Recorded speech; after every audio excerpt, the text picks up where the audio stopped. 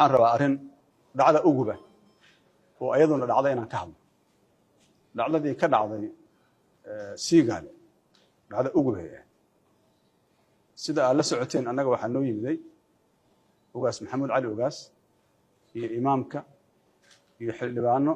iyo senataro waxay noo sheegeen inay jeclaan lahaayeen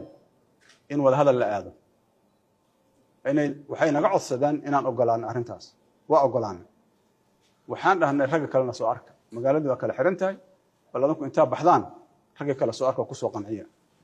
waxay u tageen hoyga oo joogay ra'iisul wasaare Xasan Cali Khayr oo ay la joogaan ugaaskii reerka ugaaskii mursade iyo taqriiban 70 oday oo dadkii waxgaradka mursada ah ugaaskii iyo akhyaartii la socoto meesha fadhida ciidamada waxaa la amray inay weeraraan gurigaas arrintaas waa arrin uguba arrin hore u dhacday ma waxaa la socotiin hubka lagu weeraray sida uu cuslay iyo sida uu ahay mid argagaxin leh iyo waxa lagu tala galay ilaaha ku mahadsan runtii dad waa ku dhinteen allah u naxariisto waa hubnaa dadna waa ku dhaawacmeen laakiin dadkii odayaasha ahaa ee meesha fadhiyay waa laga soo badbaaday waxaan rabaa beesha mursade inaan uga taxsiiyo arrintaas uga garaabo arrin uguba inay tahay oo maalinkeeda laga fadhiiso doono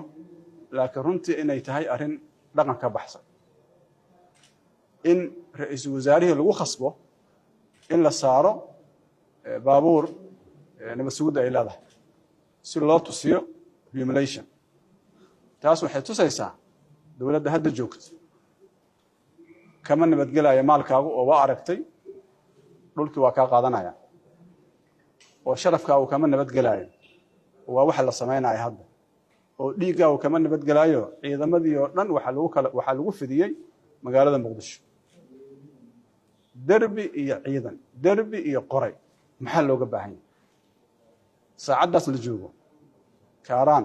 Cabdicaziis waa xiranta lama geli karo haddii shala dartan loo geeyo dadka maxaa loo ciqaabaa hadda intaas waxaa sii dheer guryaha caadiga loo degan yahay askartu dadka waa kala baxaysa waa laga saaray waxyaabaha keena inaan u nuglaano wada hadalka taasa ka mid ah maxaa yeelay annaga ma rabno darteen in dad loo dhibaateeyo ma rabno waxa aan ka dhinaynaba waa dulmiga dadka lagu hayo arrintaas marka ugubka ah ee dhacday Soomaalidu waa ka wada hadli doonaan laakiin waxaan rabnaa inaan sheegno dhinaceena in aan aad uga soo horjeedno raaligelinna ka bixinayno dadka ay ku dhacday dowladdana aan ku cambaareynayno ciidamada qalabka sida waxaan rabnaa inaan kala hadalno awaamirta khaldan sharciga hareer marsan ee taabanaysa wada jirka ummadda inaan la fulin maxaa yeelay xaq looguma laha waana gardarro yacni bal maanta 70 oday oo ugaaska uu ku jiro iyo akhyaartii ergada hadday dhama lahaayeen maxaan ka hadli lahayn maanta waxaan aadi lahayn civil war shaki kuma jiro ninna kaama ogolaan inaad ugaaskiisa disho ninna kaama ogolaanayo nabadoonkiisa inaad disho kaama ogolaanayo marka waxaad ku ciyaaraysaan dab waxaa ujeedaan waa un kaliya inaa xukun sii joogtaan xukunkan hortiinaa la joogay waa timaadeen oo ka tagteen oo ku soo noqoteen hanaankii aa ku timideen inaa ku raadisiinaa la rabaa ciidanka qalabka sida iyo shacabka Soomaaliyeed inaan la kala fogeyn waa taageersannahay waa jecelnahay xurma u haynaa runtii laakiin hadday maalin walba xabad la hor taagnaadaan shacabka oo dadka soo xiraan arrin fiican maaha oo dulmi ku soo xiraan waxaan rabaa hal qodob oo muhiim ah inaan sheego maadaama dowladdu waxa ay sameynayso wax akhlaaq la'aan ay yihiin akhlaaq darro ay yihiin dowladnimada aan ku fiicnayn ay yihiin inay lacag isticmaalaan si ay dadka u caayaan oo magacooda u xumeeyaan waa la yaqaanaa annaga waxaan ka shaqaynaa ummadda Soomaaliyeed midnimadeeda horumarkeeda sharafkeedan ka shaqaynaa taariikhda nooguma qorra maalinna shisheeyana u shaqayno mana u shaqaynayno mana u shaqayn waana la soo taaganna waxaan rabnaa marka inaan cadayno dicaayadaha beenta ah oo rakhiiska ah oo dadka wax magaradka ah oo xilka ku jooga inay dad caayaan inaan la dhageysan waxaan ku gabagabeynayaa been abuurkii dhacay shalay hubkii la soo bandhigay hubkaas qori kuma lahayn baabuur kuma lahayn ma arkin xataa oo ma aqaan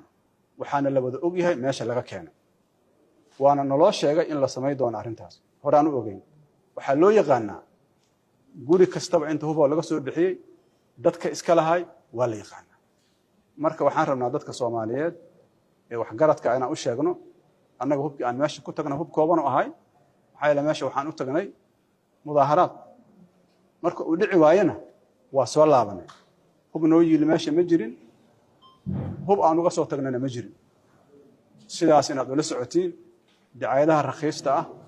oo beenta ah oo xukun dheeraysiga lagu raadinayo in aan la dhageysanin intaasaan rabaa aniga inaan ku joojiyo